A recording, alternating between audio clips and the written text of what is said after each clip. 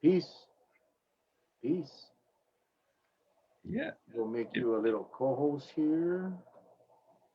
Aloha, no, everyone. Welcome to Facebook Live with Mel and Charlie. It's 6:55 on the dial on the 22nd of February. We'll be bringing in our guest tonight, the one, the only. We call him Dr. Love. That's Dr. Kapono Chong-Hanssen from Ho'olahui. And he's been very integral in putting together certain viewpoints that talks about, you know, when you open up and you don't have enough safety protocols in place, what to expect. So now with HB House Bill 1286 on the horizon and others alike, we figured we'd bring him on just to see, get his take and what could be some of the worries that we might be faced with. Okay, so he'll be our special guest. Yeah, I saw him on the KITV news, um, and he made it very, very clear. I keep asking myself, sorry, while I get my stuff in order here. Okay. But what keeps getting to me is you have these guys, and by the way, people, share, share, share, share, share. Tonight's message very important for a lot of people. But yeah, I don't understand why. I mean, if you look at the CDC, you look at Dr. Fauci, you look at Dr. Kim, all the renowned experts in the world, Dr. Vong. I watched his video today, another one. Yeah. They are so concerned about the variant, and they're looking at the trends in the UK, South Africa, that they're very, very, very concerned that this variance will ramp up. Anyway, my point is this: with all this out there, with all this information out there, our leaders just like pretend they don't hear it or they ignore it, and you just wonder why. I get it why they want to do what they're doing, but how can you discount what is being said about this variant?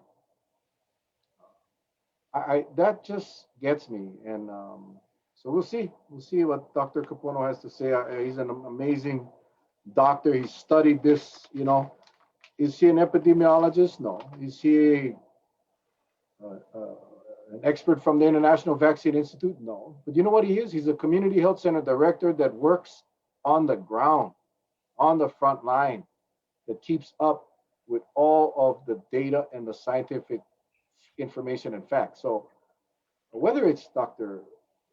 Uh, Chong Hansen or Dr. Evsland or all of these medical professionals that, hang on, one positive is that one positive, Dr. Char said she don't agree with you know who. Yeah, I mean, that's the thing. I mean, Dr. Char, Libby Char, a lot of respect for her, but at some point, you got to stand up. You cannot, whether it's you worried about your job, uh, tourism authority put out a big ad today asking all of us to show more aloha to the tourists. Listen, it's not the tourists' fault. That's their right to travel. I can't imagine. But remember now, it's not just tourists traveling; it's our residents flying to the mainland coming back. So I see no reason why we should be upset with the tourists. I mean, the tourists are given opportunities that are hard to pass up on.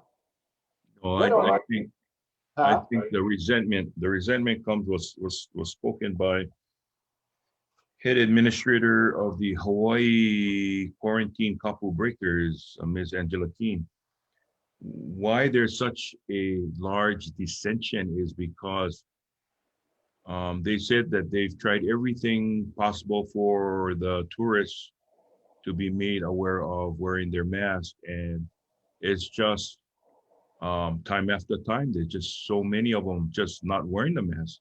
So I guess it's getting under the skin of many locals because we're being pounced upon, being told not to gather, not to do this, not to do that. And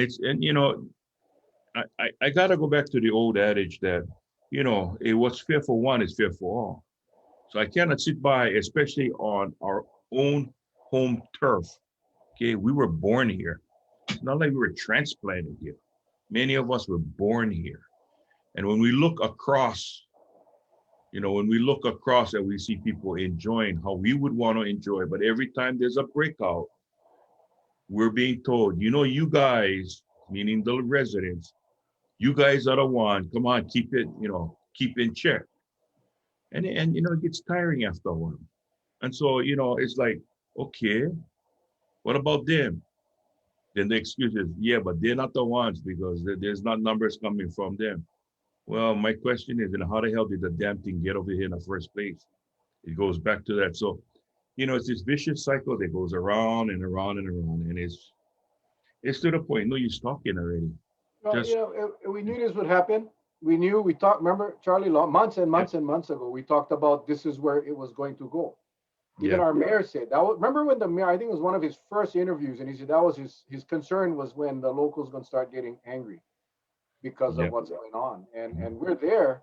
Well, my point is, when you get all the airlines offering practically free airfare, $199 round trip from wherever, when you get hotels and tourism authorities that are urging and encouraging travel when the CDC says no, and for anyone that tells me they didn't know about the mask, they're full of it. Resident or tourist, they're full of it. If you don't know by now that you should be wearing a mask to protect yourself and others, then I got there's no words really, no words. It just kills me. But We at the just same have to, time, those I guys without masks should be cited or arrested. There is yeah. zero enforcement, zero enforcement, and I don't buy that crap about we should make it where you can just write them on traffic citation. Why? You're talking about a pandemic. You're talking about the mask being the number one protector. So it's just an excuse to delay the enforcement. You can still write a criminal citation. You don't have to do a physical arrest. You don't have to take them to jail. You can, right now, before this law passes, this mask law, whatever the legislature just did, you can go, the officers can go there and write a criminal citation and hold these guys accountable. So I don't buy it. Always an excuse why we're not doing something. No. You come across, I don't care, you're a local or a tourist, not wearing a mask, violating the mask mandate, you write them the criminal citation. Let's Period. do this. Let's do this. Let's first of all greet everyone with an aloha. We're gonna keep the aloha spirit because we got a really good yes. Share everybody. I still haven't found where the hell my mine went. I know it was here something. Oh, here it is. But we want you to share the heck out of it. We want to say aloha to all of you. And please, tonight we have a very, very good speaker, and we will be pinging off of his ideas, his thoughts, because he's young, but you know what? He's very innovative in some ways, but very logical. He does his reviews very, very well. He is um, he is sought after, and I have to say he's one that doesn't buckle under pressure, which is good. We got to keep someone who, if he was to tell me today, Charlie, I've got some information that this or that everything we did before has pretty much come to an end. If he told me that, I'd said, okay, I believe him because he is that credible. But I just want everybody to, let's let's be in a festive mood. Well, God forbid a festive mood, but let's be in of aloha and giving mood. Then whenever we can help. And you know what? I am so happy to announce on Wednesday there was an article about a espresso store on Oahu that was bombarded by a local Nahoku Hano Hano award winner who's not from here, but went there and created a stir because the entertainer was asked to put on their mask and did it, and basically went on Yelp and gave the espresso bar a bad review, and basically scared the young adults. You know, these are high school students working behind the counter, maybe probably their first job, and making them feel this small. They are coming on, the owners of that fine establishment, Kioni and Nahoku Lo, will be coming on and talking with us on Wednesday. So I'm very, very happy to announce that. Awesome. Good job getting them. Appreciate that. A couple of things. I like, we're talking about Libby chart that at some point people got to stand up and speak out. And, we've had a couple of whistleblowers in the last year that stood up and spoke out and made change. And I think that's what, don't wait for the reporter to ask you and you subtly say, I don't agree. No, I think our leaders, our health leaders need to stand up and call it as they see it. And I think that's kind of not happening right now. And that is a problem because the movement of the machine is rolling. They look at Honolulu. Pretty soon, Honolulu gonna be wide open. And I pray that this doesn't happen, but it's inevitable with the variants floating around and with the loosening of the restrictions to that level, 75% capacity, booze till midnight. It's a recipe for disaster. But the other thing is, you was talking about the spirit of giving. I was gonna wait, but while we're waiting for Dr. Kapono to come on, I wanna, and I'll share this again towards the end of the show. But there is a raffle going on right now to benefit Alyssa Miyashiro Katbagan. She's a daughter of Gemelin and Joel Miyashiro. Joel is an officer with the Kauai Police Department. Lost his dad to cancer not long ago. Kapono just texted me and he said he's troubleshooting his internet. But anyway, Alyssa, which is their daughter, is currently undergoing treatment for cancer at Kapiolani. So the family is putting together this. You all know, all of us have been touched by cancer, and the bills don't stop. So the raffle is $10. There will be a raffle drawing tonight. Actually, the first raffle is tonight. This is for quarter cows. Quarter cows. Kenderson Caspillo, Randall Boyer, and Russell Leong donated the cows. Tonight, they're giving away 4 quarters, which is a whole cow. So it's too late for tonight. The next drawing will be on March 22nd, and that will be for 8 quarters. 2 cows. I don't know if you guys know what a quarter cow is. It's a lot of meat. Raffle tickets are $10. Patsy has a whole bunch of them. So if you would like to purchase a ticket, just private message Patsy at Patsy Raposo. Look her up on Facebook. Send her a private message. And the first 8 people that message her tonight to get a ticket or get the tickets will receive 3 Suds car wash tickets, compliments of Jay Murata and the gang at Suds.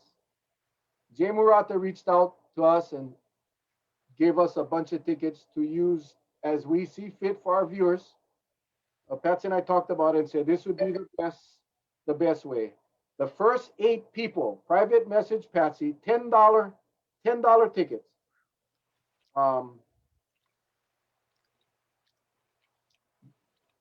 Buy more than one, because you're getting the first 8 will get 3 Suds car wash tickets back.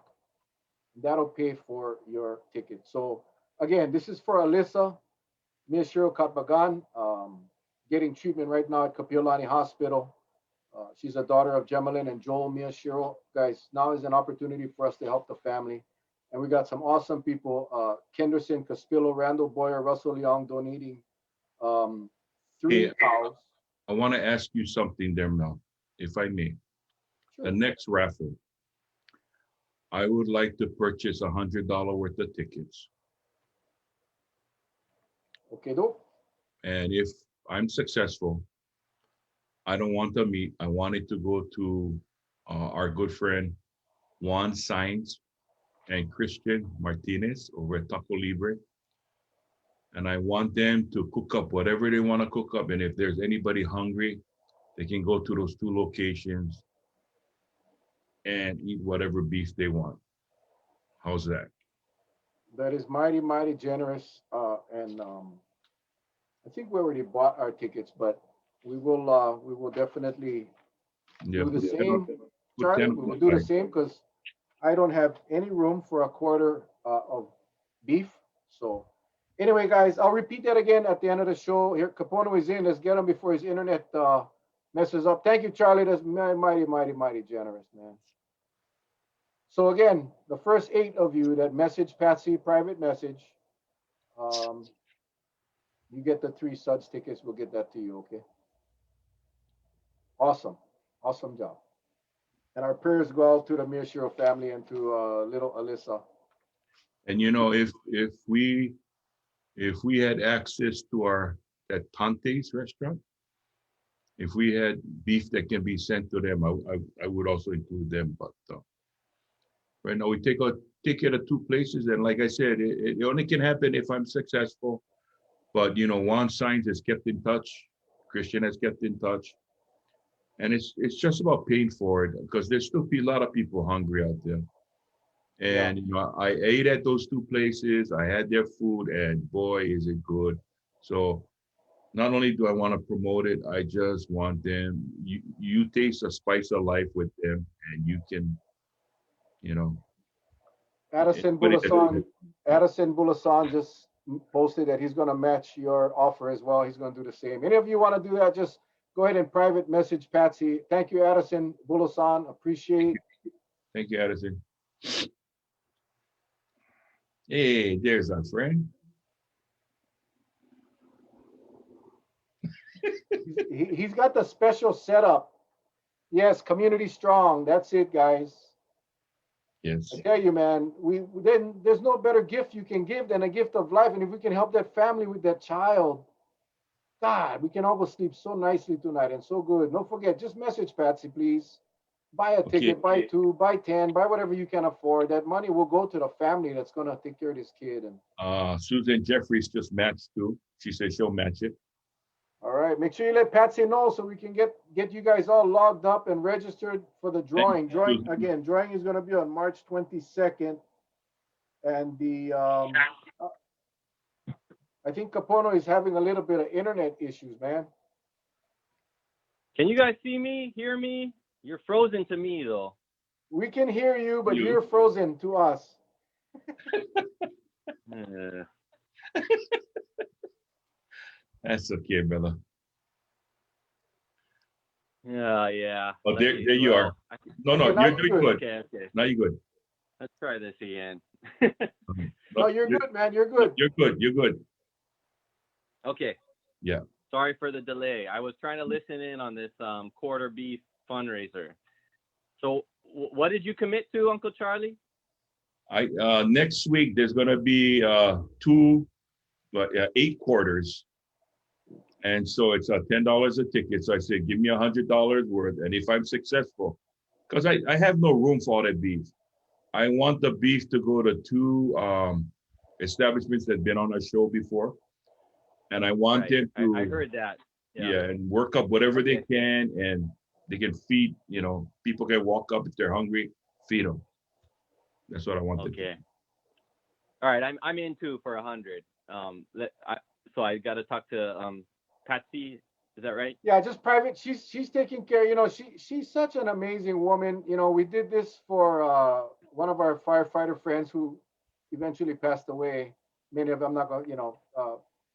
And I mean, we had tickets all over the kitchen table, and she raised so much money for that family, and she took this on, and I yeah. So just message Patsy. She'll get you guys all signed up on the stubs, and um, and the stubs will get turned in, and we'll all wait for the winners. Yeah, they're giving away tonight. They're giving away a whole cow, 4 quarters, and on the 22nd of March they'll give away 8 quarters. So He's going to get a lot of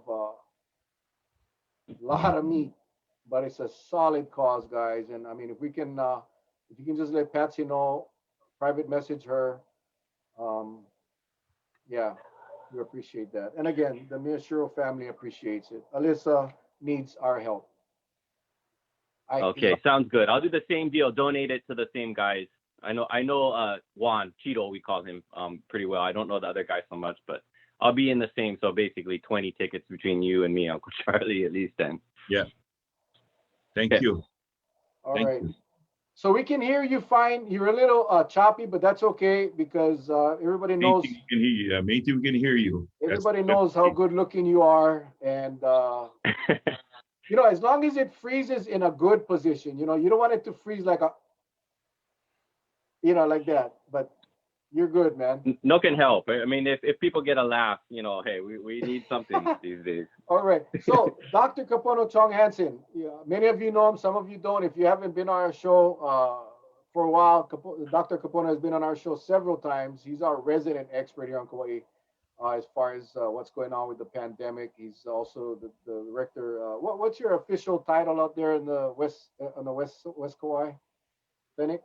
Yeah, I'm the medical director for Ho'olalahui, Hawaii, which is partnered with Kauai Community Health Center. So we're the only federally qualified community health center on the island, and we're the native Hawaiian healthcare system for the island of Kauai. Awesome. Well, it's always an honor to have you on. I know you're a busy guy, and our viewers really appreciate when you come on. So we saw you on KITV. I think I saw it on Sunday morning, and it was a great interview. But you could see they took out the snippets, as Charlie calls them, the snippets. You get a few snippets when you get on TV news.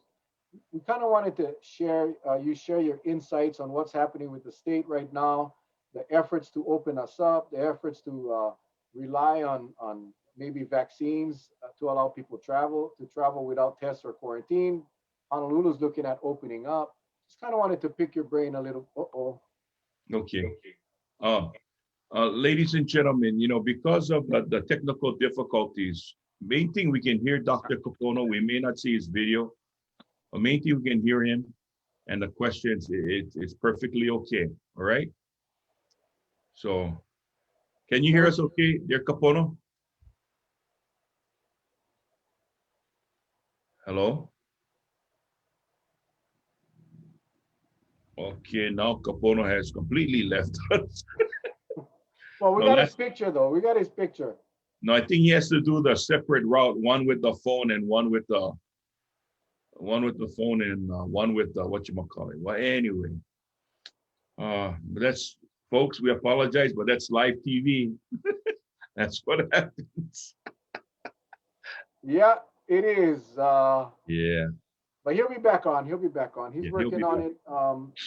There we go. Watch this. It's gonna be flawless right now. Yeah. Okay, did you speak it into existence, man? You gotta speak it into it. Oh. Okay, so now he's crooked. All right. I'm trying the old way that froze me the last time, but we'll try to do it through my mobile phone now. Oh man, yeah. You're solid, bro. What did I say, guys? What did I say? Well, fingers crossed. Work with me, Kalahil. Work with me. All right. Okay, so I don't know how much you heard, but if you could, we just want to pick your brain. Basically, expand on your. A lot of people saw you on KITV.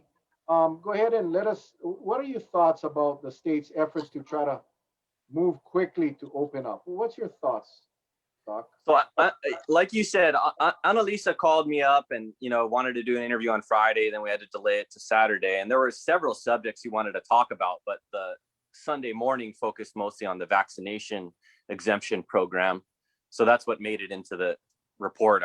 It looks like that was what she focused on, and I'm not sure if there's going to be more coming out later about Bill 1286, which I actually have stronger feelings about 1286 more than the vaccination exemption program. But as far as the kind of proposed layout for this vaccine exemption, from what I understand, they're talking about exempting some essential workers for inter-island travel first.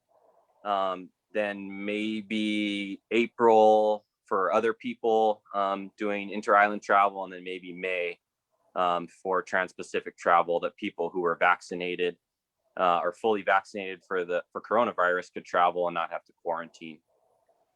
And so what I said in that interview is that, to my knowledge, the Department of Health, that includes Sarah Kemble, Libby Char. Sarah Kemble is the epidemiologist. They have not endorsed this idea. And the CDC has put out some guidance, which is related to this idea of travel exemptions. But for contacts of cases, 2 weeks after your second dose of the vaccine, that you would be exempt from quarantine, but it only lasts for 90 days after that second dose. So it's a pretty short period, which shows you that the CDC is not very confident that we cannot pass on the vaccine beyond 90 days post the second dose. So it's a short time. I do have to admit, I expect that we will find out that there will be low risk of transmitting the virus, but we don't have the evidence yet. So it does seem a little bit rushed. Now, I'm trying to always kind of look on the positive side a little bit too about what they're doing. I think one good thing about announcing this now is that we'll probably motivate more people who might be hesitant to get the vaccine to actually get vaccinated when their opportunity arises, because they'll be thinking about the benefit of being able to travel without quarantine. Mm-hmm. I read the story about this new app that they're looking at. I think it's called Clear or Clear Travels. And at least what it is proposing to do is relevant for a lot of things, vaccines and testing. But the main benefit I see of that app is that when people commit to being tested for travel to Hawaii, or they commit to like proving their vaccine for travel to Hawaii, you want to kind of bind them to that test. Thus far, we don't know how many people had planned to travel to Hawaii and then did their test and tested positive, or maybe weren't able to get their test result in time. We don't know yet. So I think that there are some improvements, potential improvements with that pilot project with this new app. I got to admit, a little bit of me is like, what are we on, the third app now that we're supposedly going to be using for safe travels? And 1286 is talking about confusion. Well, there's, throwing in more apps into the mix can create more confusion. But I do like the proposed potential of that application. So my overall look at this thing is that we all hope that that's going to be true. We all hope that once we're vaccinated, it's going to free up travel and that we're not going to be risking exposing other people. But the evidence isn't there yet. Everybody in the world wants to answer this question. There's trials going on in Israel. There's trials going on in UK. I know there's a trial at University of Pennsylvania. So everyone is looking to try to answer that question. But at the same time, for people in the state of Hawaii to just sort of say, well, we're going to just take it as true because we really, really want it to be true, that's a little bit concerning to me. It reminds me of this quote that I ended up looking up this quote, and I think it's been attributed to Carl Sagan, but the quote says that the absence of evidence does not mean evidence of absence. So meaning, just because we don't know, that we don't know for sure whether the vaccine protects us against spreading the virus, does not mean that we have evidence that the vaccine protects us from spreading the virus. And that's really what we want. We want evidence to prove that it's true so that we can rely on it and we can change our policies. So I don't so much mind that the state has started to make plans for it. I think there's benefits of being proactive before you're given the evidence that you need, so that you have the structures in place to be able to implement a program effectively. I do think it's good that they might motivate more people to get vaccinated. I have to admit, I kind of don't really think that that's what they were thinking, though. I think really what they're thinking is to try to get the word out to more travelers that they could potentially come to Hawaii in the next few months and not have to quarantine. But there might be some good sides to it. Hey, Doc, let me ask you something. It almost has the appearance that, you got a square peg and you have a round hole, and you're right now in this dilemma. How do I get this peg into the round hole? And without, like you say, without that proper information, I know that I have a saw that maybe I can shave off the corners that'll make it fit in that round hole. I mean, that's the appearance that we're headed down. I mean, I don't know if you agree with me or not on that analogy, but is No, is, is that something safe that we should be going down this path? I mean, and I only say this because what do we do if on the flip side it just runs away from us? You know? no, I completely agree. That's sort of exactly what I'm saying. Okay. Just because we have this strong desire and a strong economic imperative for this to be true and for this to be a game changer as far as travel does not mean that we have evidence that it's safe. And the variants have just thrown a whole new wrench into the works. And so And that's the other aspect we have to keep in mind. and the reason why I'm saying that because experts like Fauci, Osterholm, Hostes, right? When we see them on national TV, I'm almost bracing for the fact that they're saying, "Yep, we rounded the corner, we're good," but they're very cautious, and you can hear it in their voice. It's better, especially Peter Hostes, right? He's very, very cautious that while the numbers are downward, on a downward trend, the variance is the big, if you want to talk about game changer, that's the unknown, what it's going to do. And that seems to be the how you want to do it's almost like the picking of the scab. You want to pick it so badly to see if there's blood under there or not. And the way he makes it sound, and even Osterholm, he says, I want to be positive, and I am, but because we have all of these other things pending, we as in the science, we have to make sure that whatever information we give out is the right information. Right. I mean, and that's their position, just like this position of the CDC. They're going to be very conservative, but they're not looking at it like, oh, well, we have to have travel to survive. The state is kind of like continuing to go along that line. And I understand why the state of Hawaii, is tempted to do so, but that doesn't make the evidence, present when it's not. And so we have to keep in mind those risks. The variants, so there's the one in South Africa that forced the entire country to change the direction of their vaccine program from AstraZeneca to Johnson & Johnson, I believe. The B.1.1.7 variant in the UK, or the UK variant, has spread to several different countries and caused lockdowns of cities. Italy, New Zealand, England, they're all trying to find the answer about the vaccine's efficacy in preventing transmission, but they've had setbacks. And I think that it's somewhat, these experts, they're looking around the world, and unfortunately, there have been several times over the past year or so where we thought we were in the clear. We thought that we were moving, towards the end of this pandemic, and it was undone. Another one was in Brazil, the P1 variant.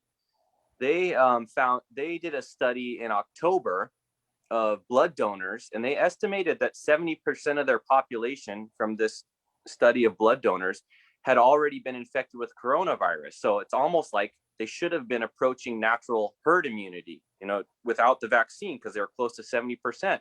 But then in January, P1 variant became the predominant strain, and they had a surge that looked like their first surge, like it had never gone through their population again.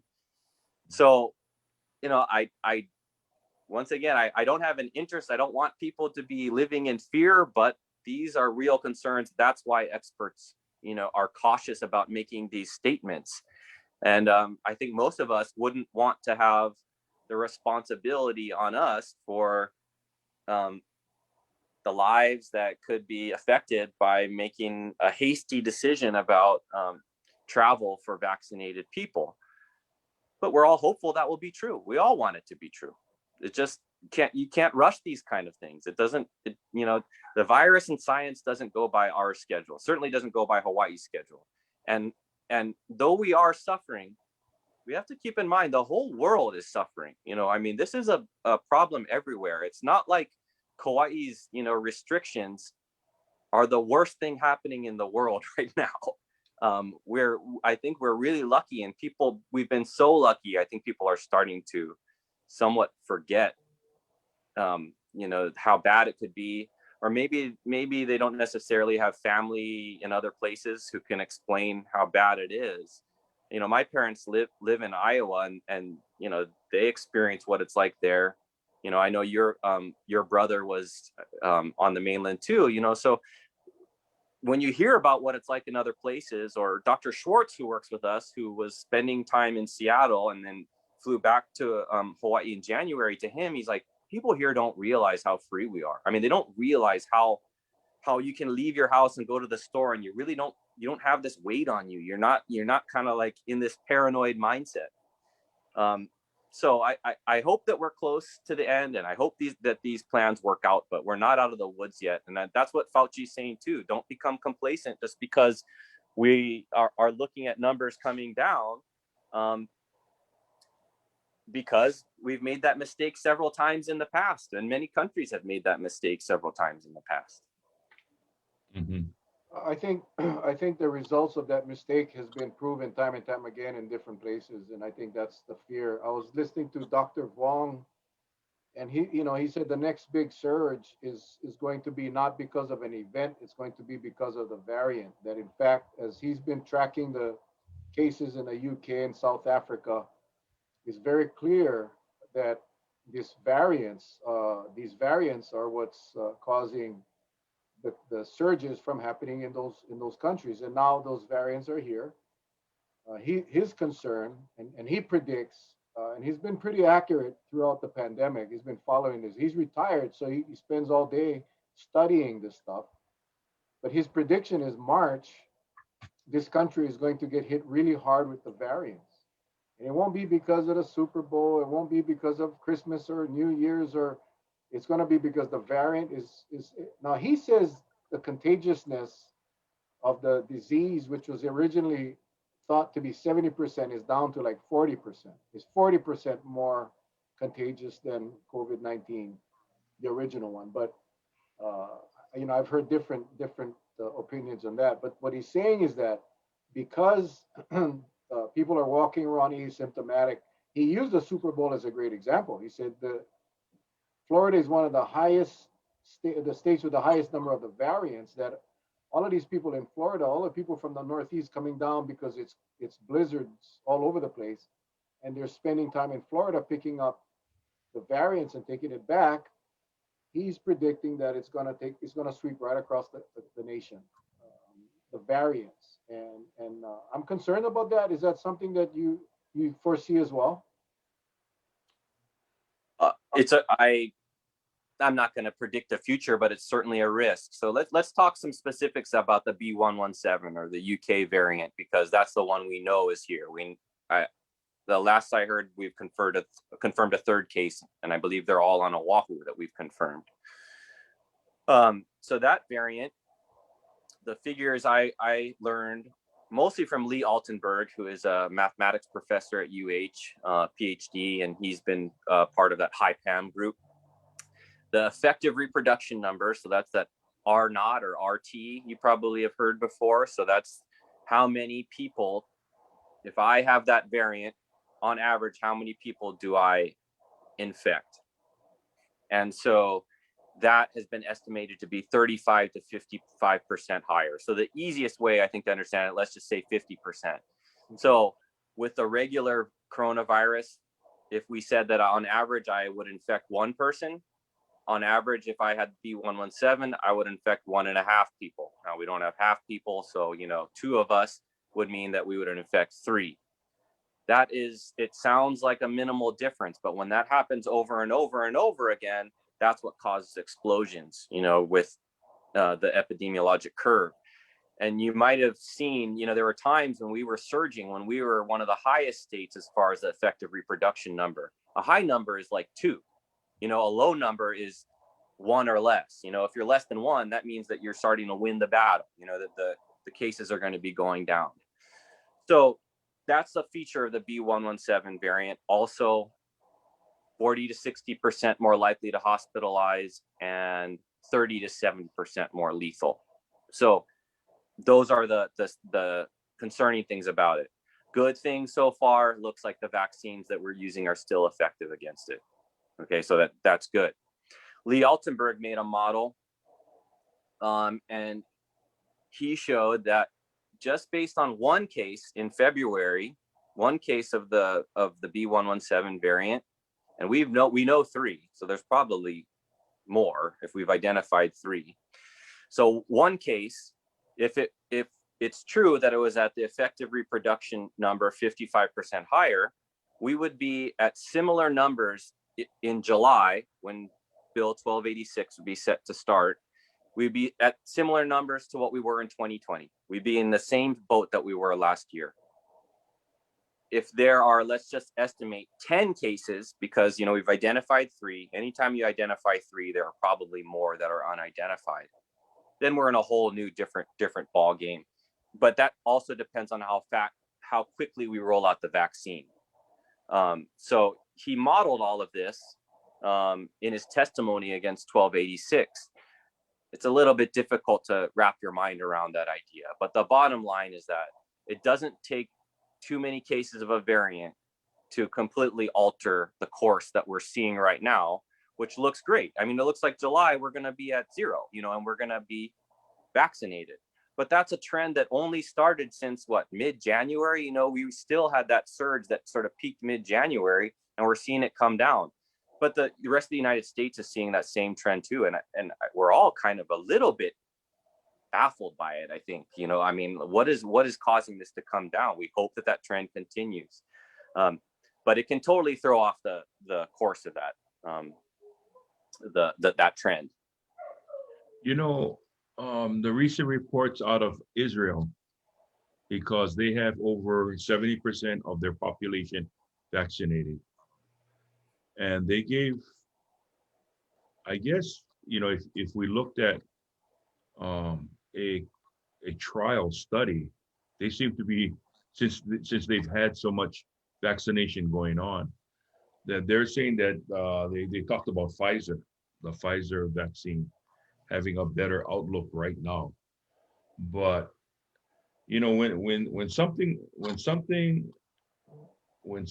like that is said, that's when I think now there comes this tug of war between, okay, how can I get the Pfizer because that's what Israel said, but what makes it better than Moderna, or what makes it better than AstraZeneca? There's this whole like argument going on is which is better. I want to take 2 because I want that booster, but yeah, Johnson just got 1. So it gets confusing in and of itself. Who do you think would be the best to come out and say, I know it's the CDC has been putting a lot of stuff out there, but and with this new Dr. Walensky at the helm, I think we got to give her time to build up that credibility, right? Because they haven't been that credible from last year. But we can't blame the people they got there now because they weren't there. So how does the message get across for all to say, hey, we got to be unified about this? I know it's another delay. It's like rolling out the vaccine. We didn't predict the weather was going to be that bad for the point that you can't even get the vaccines out of the door of the warehouses, but it happened. So who do you think would be the best to lay the message out that I guess people would want to believe? That'll be the... Yeah.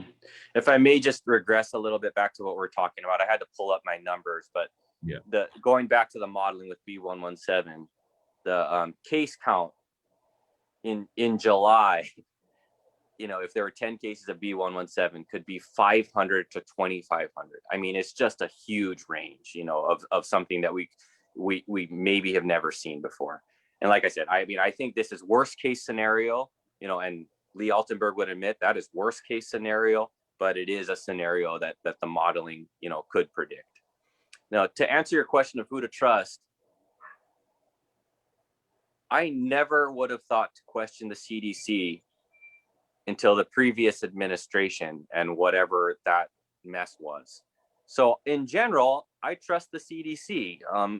I think they're conservative in their recommendations, appropriately usually.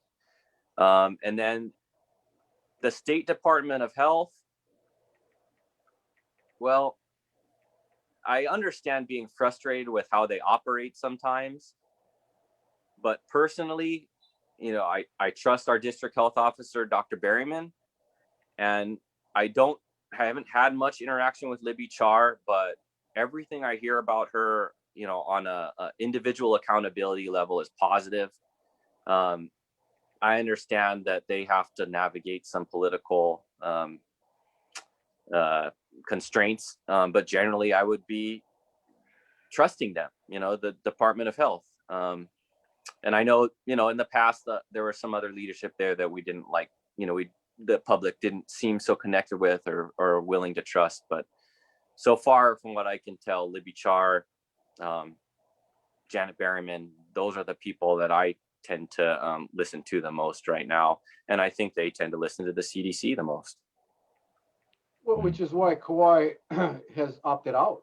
I think Kauai, under the recommendations of our district health officer, Dr. Janet Berryman, I think we're blessed to have her here on Kauai, because it's obvious that our restrictions are different, are very strict, and it's caused some very negative feelings here on the island. But also look at the numbers. Look at the numbers of cases.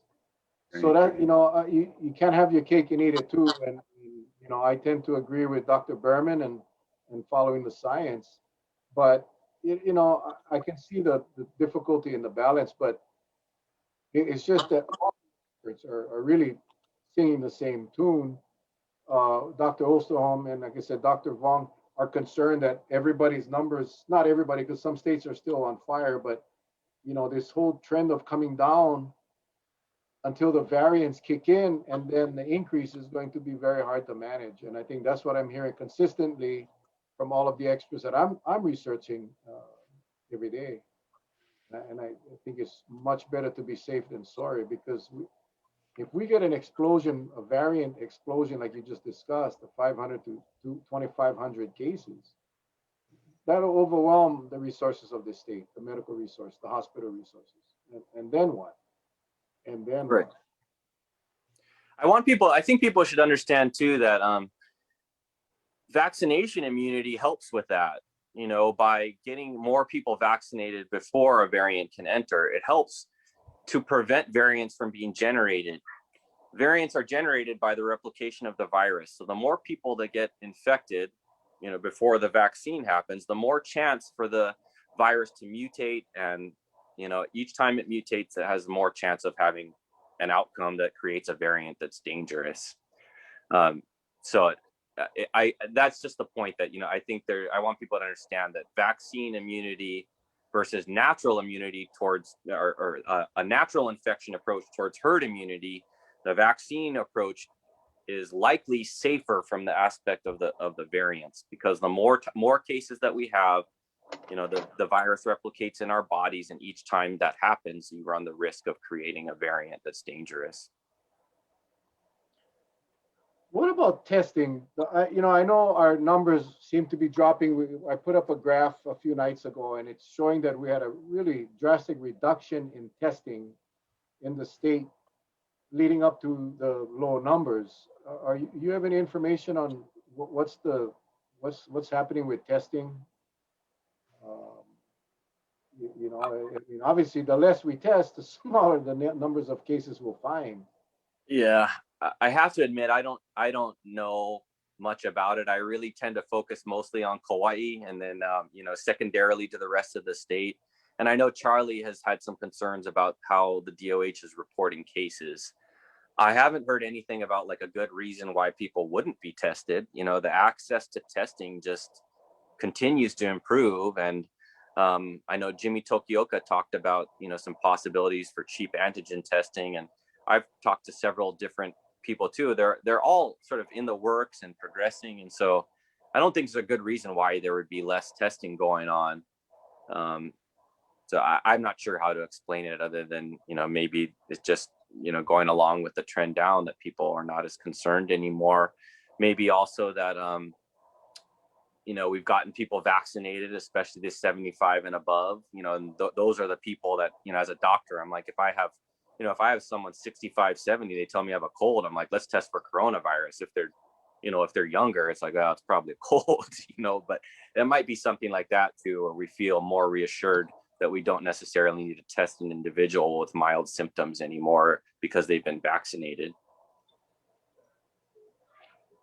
I saw Honolulu's really moving forward towards trying to open up the local economy by increasing restaurant capacities to 75%, increasing or delaying the time. Right now, they cannot serve alcohol or liquor after 10. They want to see it go up to midnight. I think while it may help the businesses short term, my concern is that I think the numbers will increase, and that will only force the county the city to go back and shut down again or add more restrictions.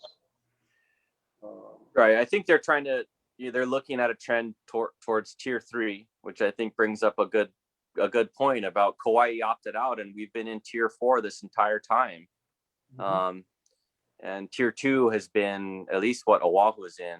I believe the rest of the islands are in tier 2 as well, but I'm not certain about that. I think if you want to clear up any confusion, because we're at tier 4 and we started the opposite end, right? And everybody's on tier 2 and they're working, when they look at the numbers, they look at this comparison and say, well, we're doing better, we'll go up 3. I said, yeah, you're going to climb up. But I think where the problem lies is, when we start talking about this 7-day or 2-week average, right? If you keep the numbers low, you'll meet your target goals no matter what. But the thing is, if we're going to play the game that way, I personally think the DOA should let us know and quit relying on this HIPAA rule that where the infections are and how frequent in those areas.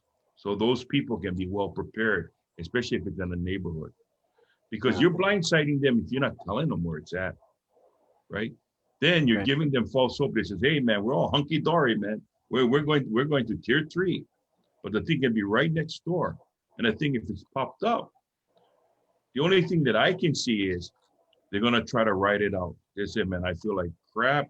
I got a high fever, blah, blah, blah, blah, blah. I ain't going in because if I'm positive, oh boy, I'm getting nixed. I'm just going to write it out.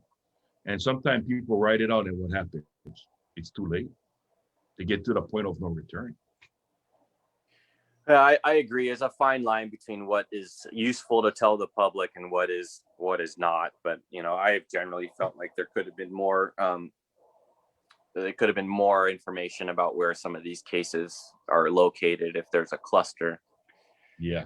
My point with the tier system though is I just wanted to make the point that other locations, they want to have the lowest restrictions on something like a tier system, throughout the rest of the United States, so that all businesses can thrive and work unrestricted. It's a little bit peculiar to me about how Hawaii kind of is saying, well, we don't mind having restrictions on our businesses if we get more travelers. So, it's not the whole economy that we're trying to free up. It's a certain aspect of the economy, and I understand why, but I'm not sure if all of us realize like our state is really different the way that we're looking at it. Other states would say, hey, if you're in the lowest tier, that's a success. Like Kauai, that's a success. Our state is saying that's an economic failure. You're and essentially when I read 1286, House Bill 1286, they're kind of saying you're not doing your part. You're not carrying your weight and earning the tax revenues that we need to be able to provide you the services that we provide. I understand, where that comes from, but it's hard for me to really say, oh, okay. I mean, I just don't view Hawaii that way. I don't view our residents that way.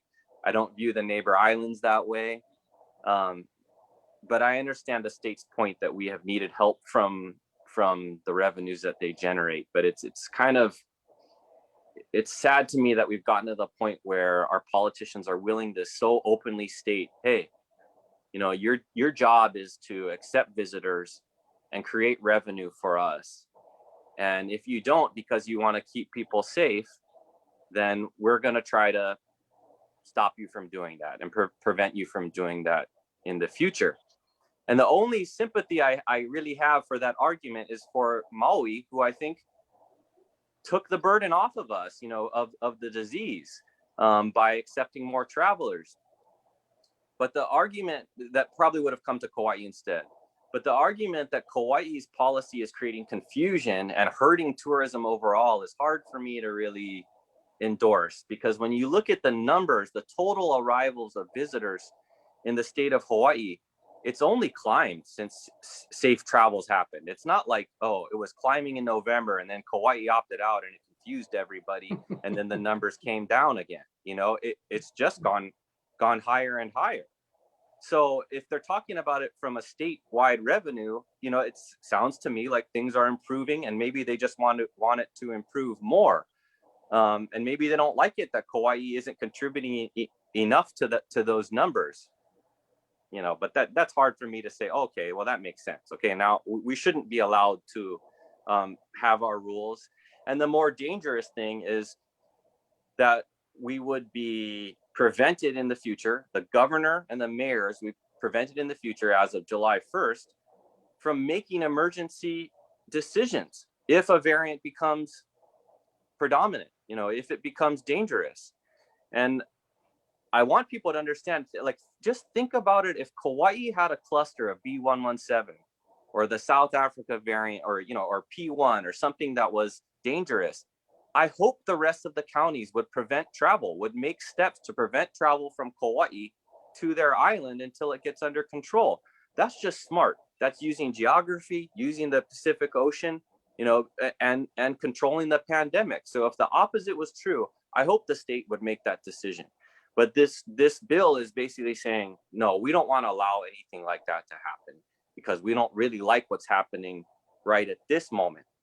But, by the time July comes around, who knows where we're going to be with this pandemic. So why remove the option to be aggressive and local about the interventions the way that other countries have done it when variants arise? They shut down cities immediately, and we have basically cities that are separated by oceans. Yeah, sorry. What makes it really tough, okay? If we had a governor that made split decisions, smart ones, I would say, if we had all the variants on Kauai and we were really in a heap of trouble, he could make a split decision call for us to shut down or do whatever we need to do. But because his past record has shown he's going to delay, that delay can get a lot of people hurt. And that's what I'm worried for. Right. Because, our mayor, Derek has made the decision. I got to do this. Boom, he makes the decision. And, we live with it, but, he did us right. He kept the numbers down. But as long as you take away that power or that ability and something should go awry, I hope there's somebody that got the, between their legs big enough to make the call. Bingo, a snap decision. Not like, well, then it gets down, excuse me, sir, how many more people do you think needs to be sick before you're going to do something about it? And I can tell you right now, if Mrs. Iona gets sick because of that, I will do something. And that's what I'm afraid of. There's a lot of people that will do something because we care about our loved ones. And that's all we keep on saying. We care about our loved ones. Even if you weren't born here, but you live here, you're part of us. We got to find this. There's got to be this way of protecting, safety first amongst everything.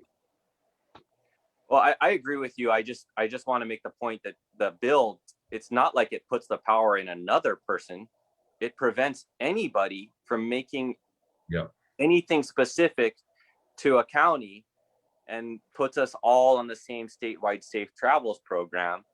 And so it doesn't solve the problem, you know, what you're talking about. We would all like a leader that was more definitive and I think inspiring to the people as well. But it doesn't solve that issue as far as my understanding of the bill goes. Mhm. Well, you know, I don't know what Psyche thinks. I mean, you know, the separation of power and the governor has emergency power that we saw it during the original months of the pandemic. You know, he suspended several laws. He suspended the safety check law. He suspended the 92, the public records law. The sunshine law. The governor has overriding authority during an emergency, especially a pandemic. So, you know, Psyche can flex all his muscles and all his supporters can come up and act like they can alter the course of state government. But in reality, when you are in an emergency, the governor has authority to do what he needs to do. Because otherwise, think about this. And I think this is one of the bigger arguments about 1286. Legislatively, if they end their session, they go on break. If something should happen, let's say the variants outbreak on one of the islands, for them to come back into session, go to the House, go to the Senate, come back together, send it to the governor, it's going to take time. We don't have that kind of time. So these types of emergency actions and it belongs in the executive branch and not the legislative branch. So I'm not concerned as I definitely don't think that the state should be dictating what counties do. The mayor is accountable to the people of Kauai. Psyche don't live here. His constituent ain't here. His constituents are not here. So the mayor going to live or die by his decision, and that's where it should be. But at any time, the governor can rescind or suspend during a pandemic. So while I think it's a show of it's a control thing by Psyche. I mean, that's all it is. He's trying to make big body to the governor. At the end of the day, it won't hold that much weight because the governor can simply he can veto it, or if it does pass, if they cannot veto the bill, then he can use his emergency authority to suspend the bill or suspend the law. So we'll see what Ige does. I heard Ige say that he was not going to support a bill that would the one size fits all.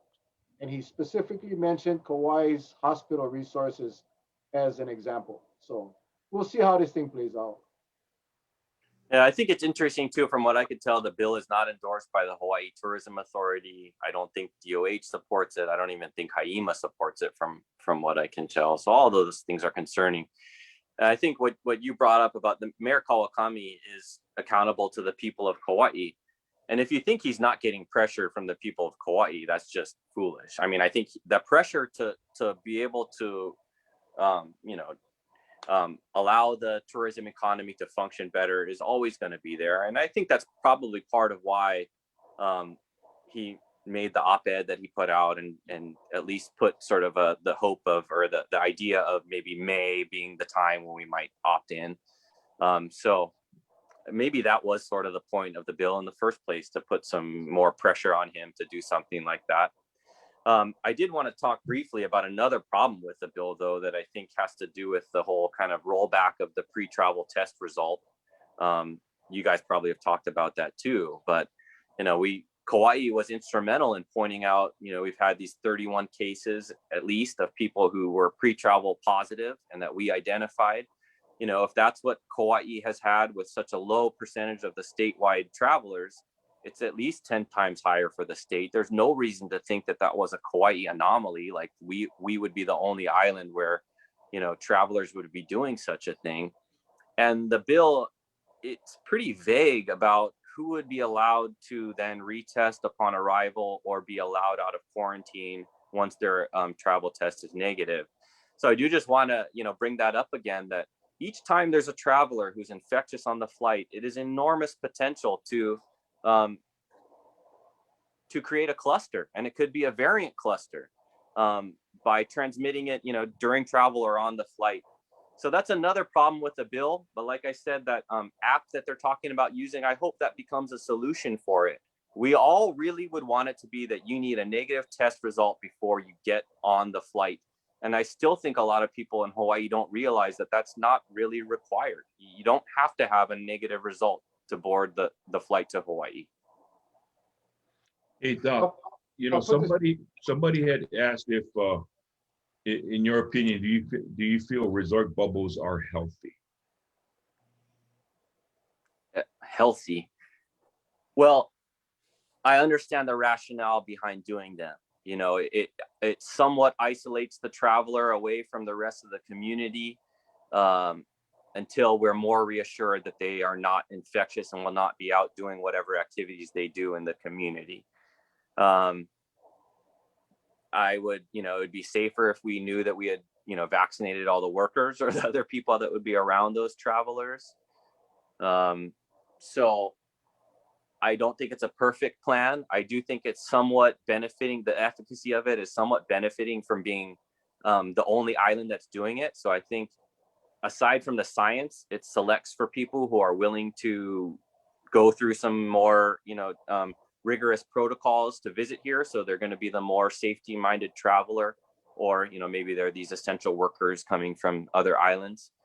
So how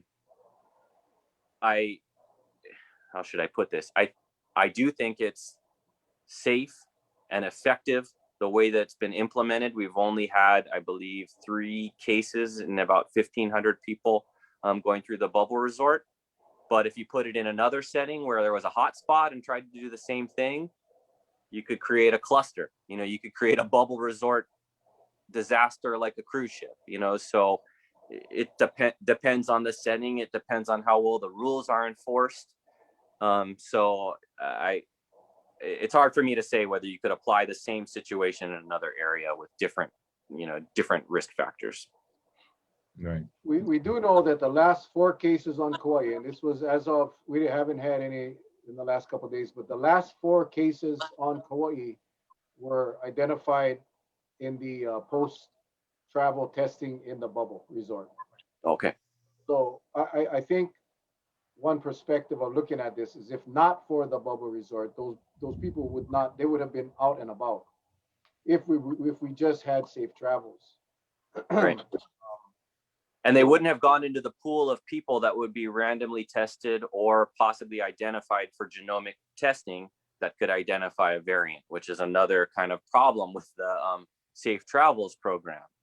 Mm-hmm. So, we had been working with some people from the HTA and some of the hotels here about coming up with another plan, like Jimmy Tokioka mentioned, about how you could do some post-arrival testing, maybe without a bubble quarantine, as a middle ground as we keep progressing and more vaccines roll out. And I do think that that's the benefit of a thing, that it would still give us a better chance of identifying those cases early and maybe catching variants before they become a problem. Yeah. Uncharted waters, it's been a year and we're still trying to figure our way through this. I mean, we keep getting curveballs. A variant is a curveball, and that's just another thing that we need to deal with. Now, I know that the mayor did talk about, as we look at opening or rejoining Safe Travels, one of the things that he wants to see is all the employees of these hotels be vaccinated, and that they'll at least have an opportunity or an option to be vaccinated, because that's going to be crucial in keeping them safe. So we shall see. I think people got to understand that when you come in off of just one pre-travel test, we saw the numbers. We don't have to rehash that debate, but I mean, it's just not very effective, and so I think getting all our employees vaccinated, keeping them as safe as possible, along with the safety protocols that the hotels put into place, at least limit the exposure to our employees. Yeah, I agree. And, our community health center is going to be a part of it. It somewhat makes me think like, okay, well, our state legislature is sort of saying this is an essential industry for our state, but we're not considering them essential workers until we get into probably 1C. But regardless, let's just find a solution to this problem. Not, I don't mean to emphasize the contradictions, but that's kind of like we are treating it like it's an essential industry for our state. So we probably should prioritize those vaccinations. Absolutely. How about make a law? No hotel shall open unless all their employees are properly vaccinated, and that the state shall make vaccinations available to every hotel. But that's just I not like they. it. No, it's almost like they're making you work a job at a biosafety lab that you have the world's most dangerous viruses encapsulated in this one section of the building, and you're required to work in there, but they give you no protective suit. I mean, that's what they're telling you to do. Is they say, I feel sorry for you, I'll pray for you, but you got to go work today. Go inside there now. You go, well, what's in there?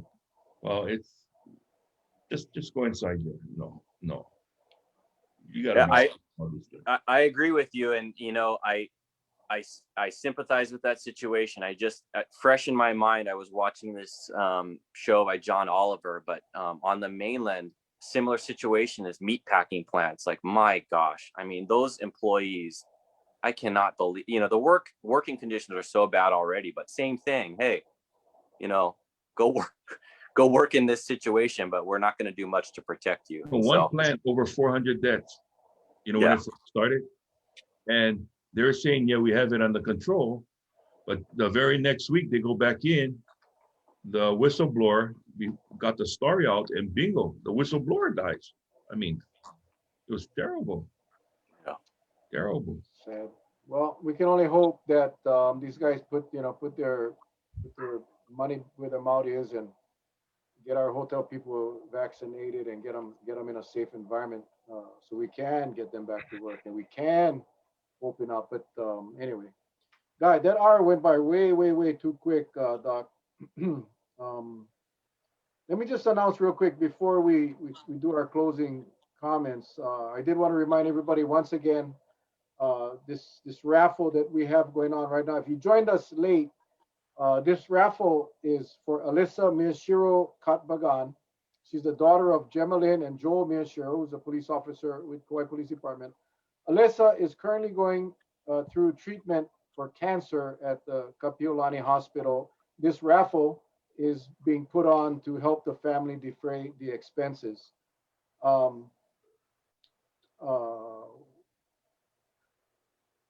Kenderson Caspillo, Randall Boyer, and Russell Leong has donated several cows to be raffled off. Tonight was the first raffle. They gave away 4 quarters.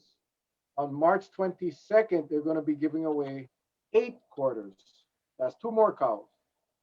The raffles are $10 a piece. You can get your tickets by private messaging or direct messaging Patsy Raposo. Just go to Facebook, find Patsy, message her. I'm sure the 8 people already, we had a little thing. The first 8 people that purchased tickets got free Suds, 3 Suds car wash tickets. I'm sure that's gone. But nonetheless, let's help Alyssa.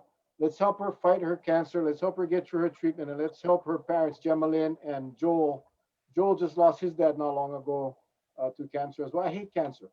And this is our opportunity as a community to step up and help out the family. $10, guys, per ticket. Buy a few. Hopefully you get that quarter cow, and that'll feed you for a long time. So thank you guys for the time. Doc, any closing comments for our viewers?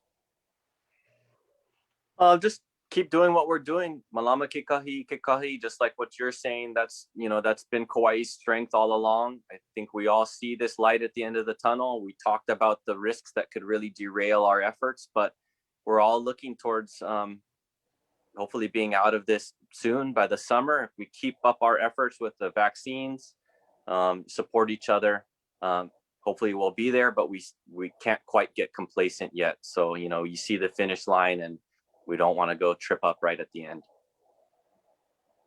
Charles.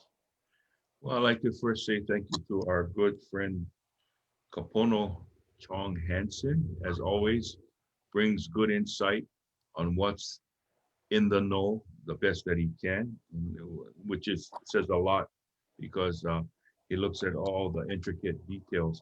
To our viewers out there, first I'd like to take this opportunity to thank Dr. Hansen along with Addison, Cynthia, Susan, the rest of the gang who put up the challenge with me. That yes, thank you for your purchasing 10 tickets. And I just told you what I'm gonna do if I should become fortunate in winning a quarter. I will give however they divvy it up. I will make sure that it's split equally between Juan Sainz, or better known as Cheeto, and Taco Libre. That's who I want to give it to. And all I wanted to do is prepare it and feed anybody who's hungry. That's all I want. Okay. Because I have no room at my place for all of that. I don't need it. I'm very fortunate that I am blessed, but then I know there's people out there that are hungry and they can use it. And I know those two guys will make a good meal for them. So that's what I want to do it. So I want to thank you for meeting up the challenge. I already contacted Patsy, and thank you, Doc, for stepping up to the plate too.